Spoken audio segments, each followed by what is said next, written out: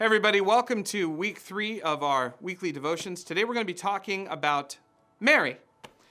Mary, the mother of Christ. Now when Mary is there and an angel appears to her and says that you will bear in your womb the Christ, the angel says, Mary, you have been found highly favored by God. Highly favored. Now this is an incredibly rare term that's used of only 2 other people in the entirety of Scripture. So Mary is in rare company. She is highly favored by God. But what does it mean to be highly favored? Because later on, right after that, when Jesus is 8 days old, she, as his mother, takes him to the temple to be dedicated like a good Jewish parent would. And there is, in the temple, is a man named Simeon, who is a righteous and devout person at the temple. He's working at the temple, and he has been promised by God that he will not die until he sees the Messiah. And the Spirit moves him, and he realizes that this child that Mary is holding is the Messiah. And he goes over and he sings a song.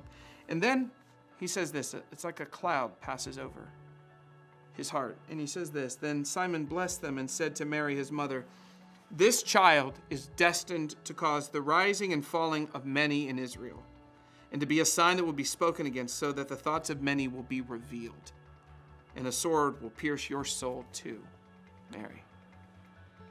Mary would later on watch her son be executed by the government.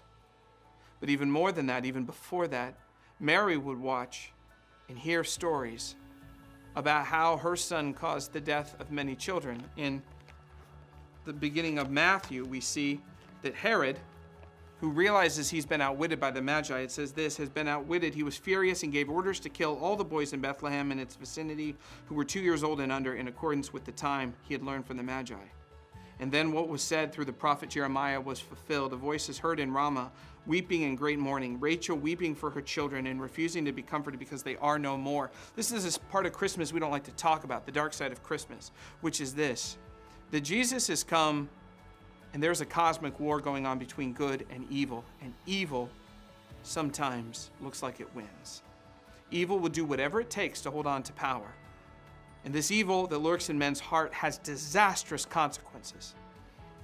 This is what Simeon means when he says that this child, Jesus, will cause men to fall and rise. Jesus causes people to spiral up toward heaven or down toward hell. He does it his entire ministry.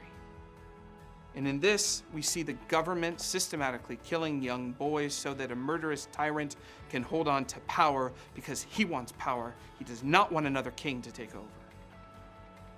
And this king, this Herod, is a metaphor for all of us. That deep inside of us, there is something that says, I want to be king. And this is what Jesus is come to do war against. But Jesus will not do war by killing. Jesus will do war and he will have his peace by dying.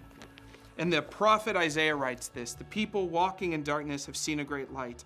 On those living in the land of the shadow of death, a light has dawned. For to us a child is born, and to us a son is given, and the government will be on his shoulders. And he'll be called Wonderful Counselor, Mighty God, Everlasting Father, Prince of Peace. How will this Jesus accomplish peace?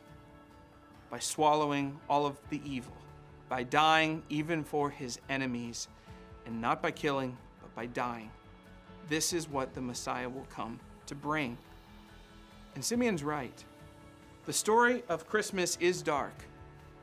It's the story of a cosmic war, a war that goes on in the hearts of every man, and a war that Jesus has come to bring. He's come to bring peace, and we can have that, but first he must confront the evil inside of us. He will not let it go.